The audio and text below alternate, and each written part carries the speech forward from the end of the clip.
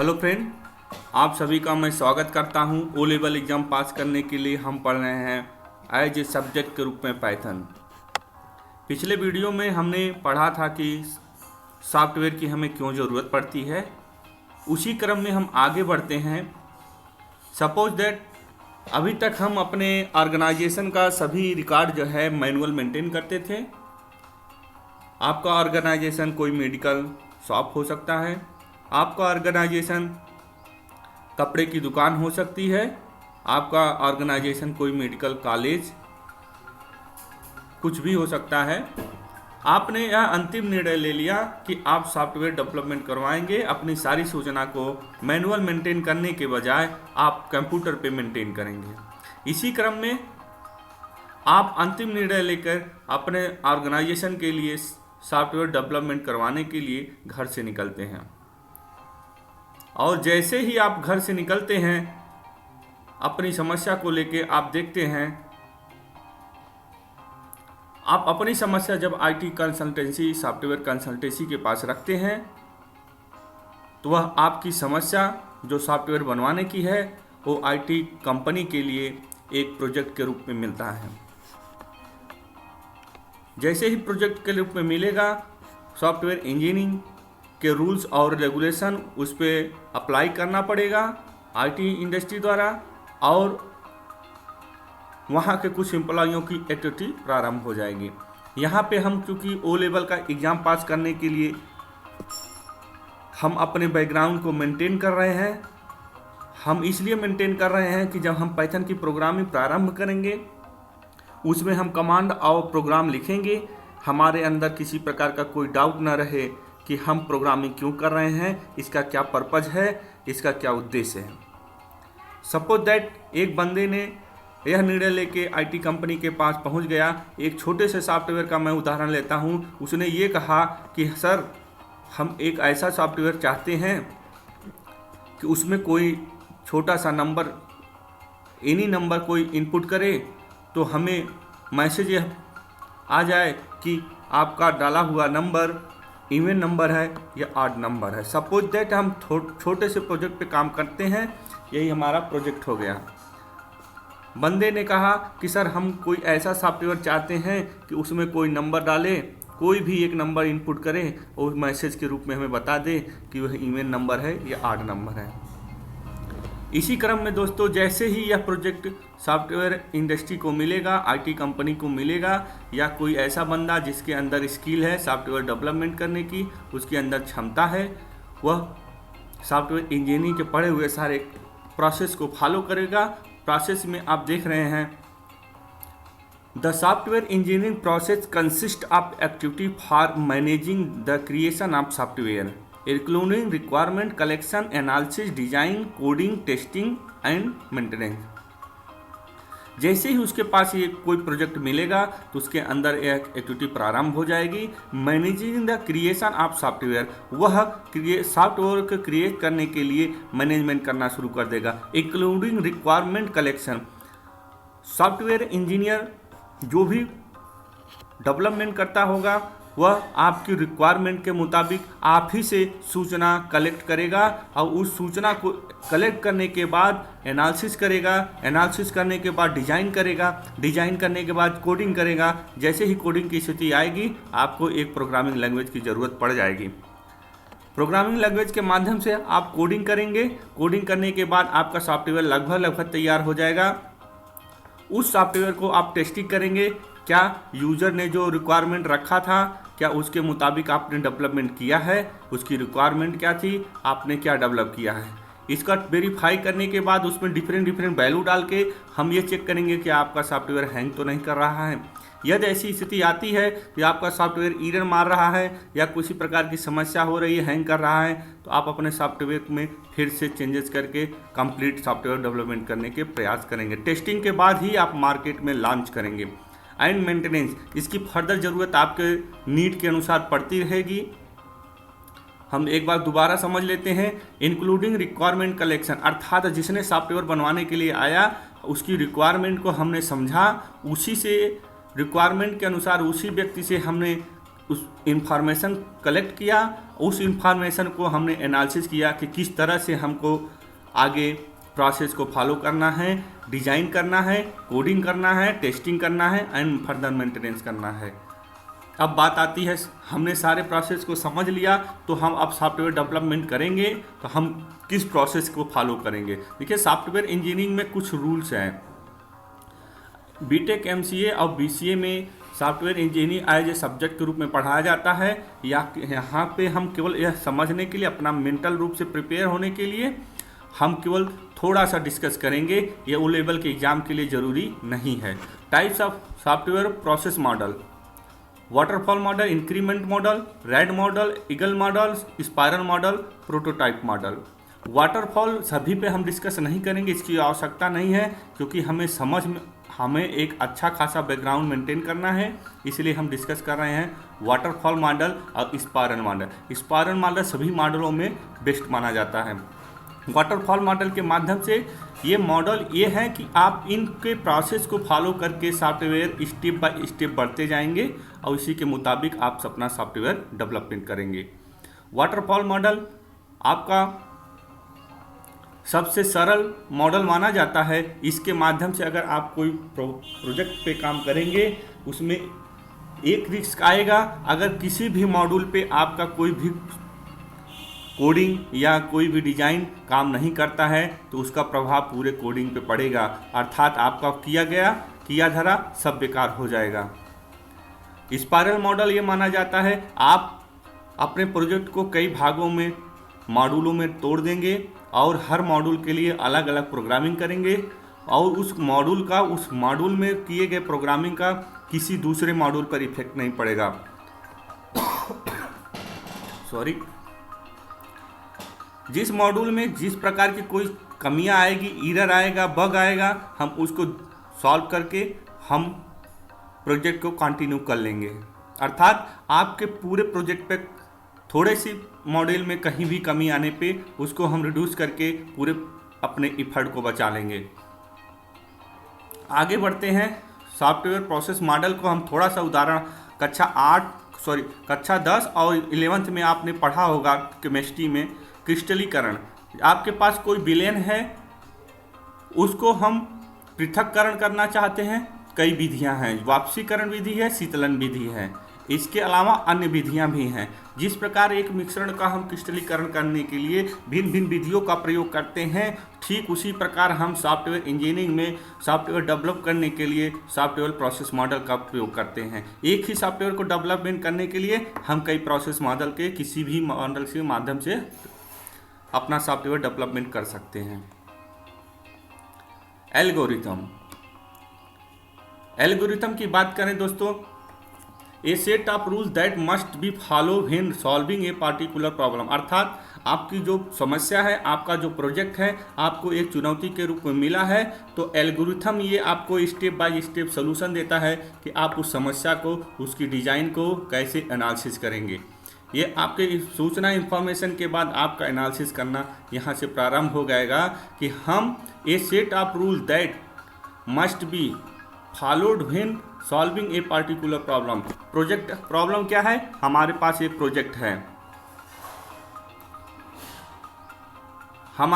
Project है, enter any number, find out the number is even number or an odd number.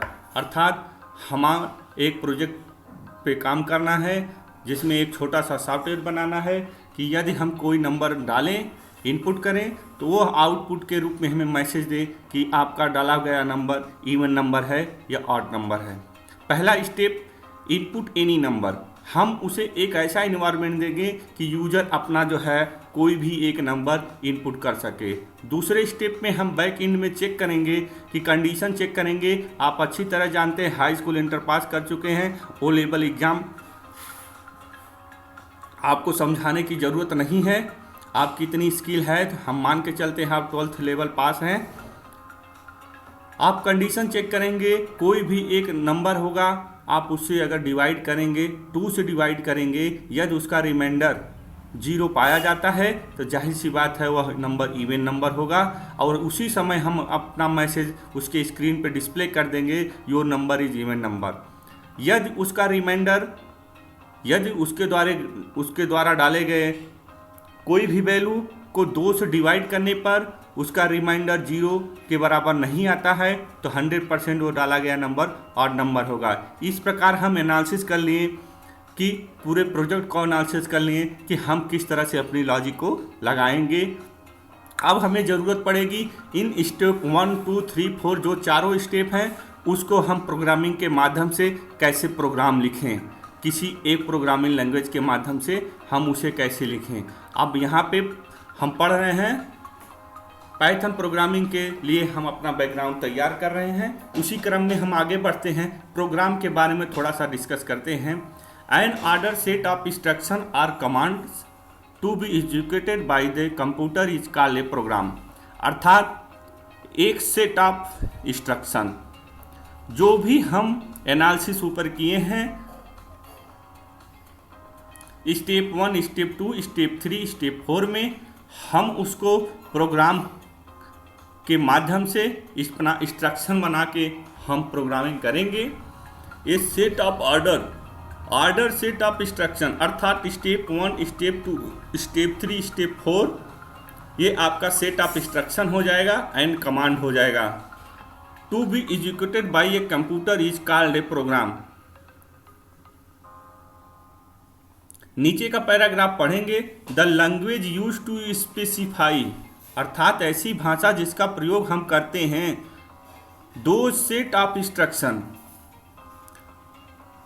Step 1, step 2, step 3, step 4 के लिए जो हम instruction लिखते हैं जिस लैंग्वेज के माध्यम से कंप्यूटर के क्षेत्र में हम उसे प्रोग्रामिंग लैंग्वेज कहते हैं।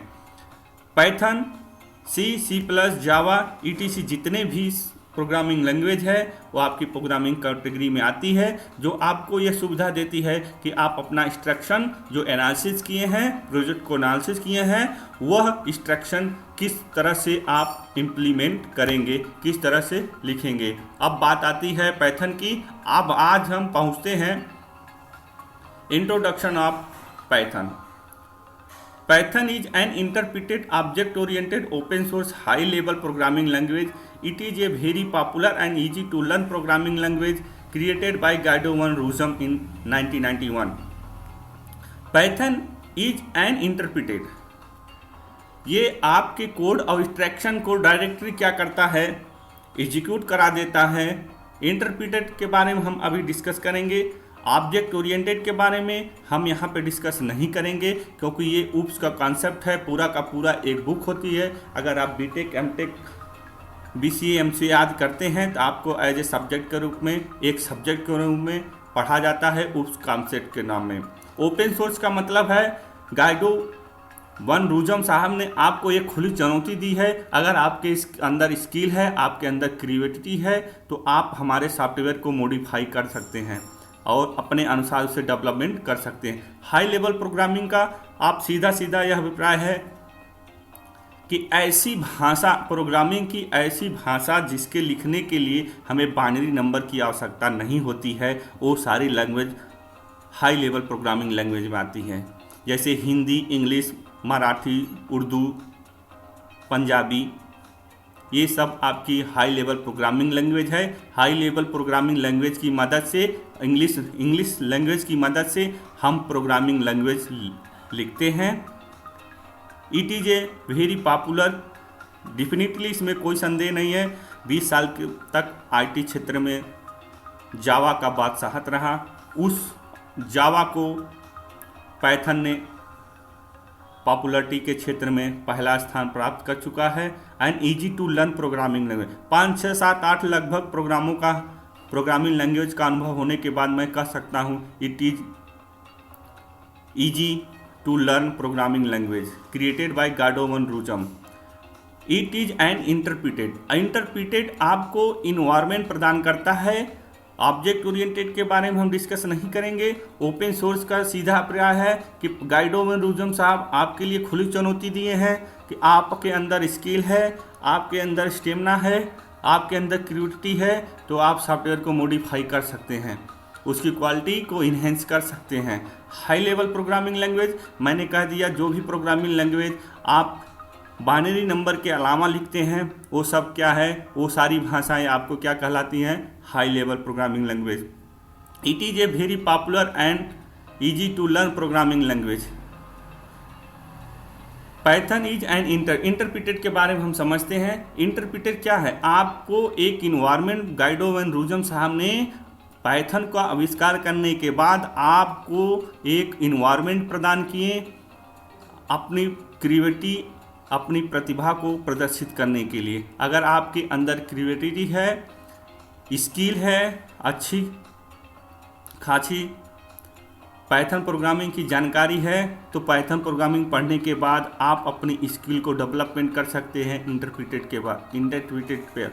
इंटरप्रेटर एज ए आपको इन्वायरमेंट प्रदान करता है, एज ए क्रिकेट के फील्ड की तरह, जैसे ICCI ने क्रिकेट को डेवलपमेंट किया और उसके सारे रूल्स और रेगुलेशन को बनाया, ठीक उसी प्रकार आपको इन्वायरमेंट प्रदान कर दिया कि क्रिकेट का फील्ड आपके लिए इंटरफेस है और उसी पर क्रिकेट के मैदान में एक अंपायर के रूप में आपको रूल्स और रेगुलेशन खेले गए ICC द्वारा बनाए गए रूल्स रेगुलेशन को चेक करने के लिए एक अंपायर खड़ा कर दिया कि क्या आप प्रॉपर तरीके से खेल रहे हैं, क्रिकेट के नियमों का पालन कर रहे हैं, ICC ने जो रूल्स रेगुलेशन बनाए हैं उसके मुताबिक खेल रहे हैं।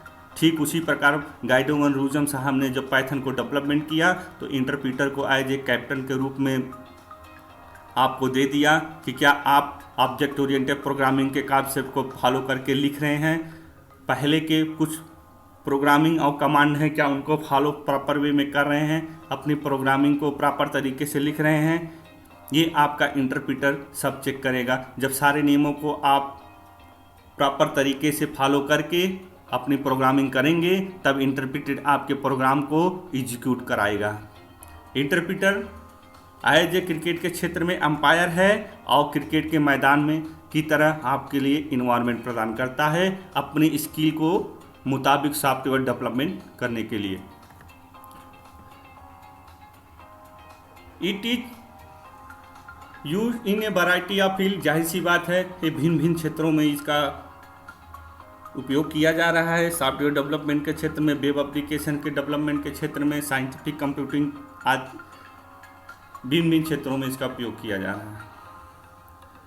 अब कंप्यूटर की लैंग्वेज की कैटेगरी के बारे में अगर हम बात करें, कैटेगरी ऑफ प्रोग्रामिंग लैंग्वेज, जैसे सिंपल से उदाहरण लेते हैं दोस्तों, आपने हाई स्कूल और इंटर में पढ़ा होगा, इंटरमीडिएट में हिंदी इंग्लिश सब्जेक्ट पढ़ा होगा, वहाँ पे देखे होंगे आप गद्य संकलन, काव्य संकलन, प्रोज और पोइट्री आपको मिली होगी। गद्य, प्रोज और पोइट्री के लिखने का तरीका, समझने का तरीका, उनका अप्रोच अलग अलग है। प्रोज का अलग है, पोइट्री का अलग है। ठीक उसी प्रकार कोई कंप्यूटर के क्षेत्र में कोई भी प्रोग्रामिंग लैंग्वेज है तो उसके लिखने का अप्रोच अलग है। C procedural programming language, functional programming language, object oriented programming language. यहाँ पे आपका क्वेश्चन बन जाएगा, आपको 4 ऑप्शन दे देगा, ऐसे लैंग्वेज का नाम दे देगा जो प्रोसीजरल प्रोग्रामिंग लैंग्वेज के अंतर्गत आती है, फंक्शनल प्रोग्रामिंग के अंतर्गत आता है। अब आपको ऑप्शन में पूछ देगा कि पाइथन आपके किस कैटेगरी में आता है। तो यहाँ पे दोस्तों देखिए, ये जानने के बाद आपको 1 नंबर का क्वेश्चन आएगा। यहाँ पे आपको 2 नंबर का, 3 नंबर का क्वेश्चन फिक्स है, इसको रट लीजिए। प्रोग्राम के बारे में भी कुछ पूछेगा, कौन सा प्रोग्राम किस लैंग्वेज की कैटेगरी में आता है, प्रोग्राम क्या होते हैं, इंस्ट्रक्शन क्या होते हैं, कमांड क्या होते हैं। आगे हम डिस्कस करेंगे विस्तृत रूप से इंटरप्रेटर के बारे में। आज तक के लिए बस इतना ही। Thank you.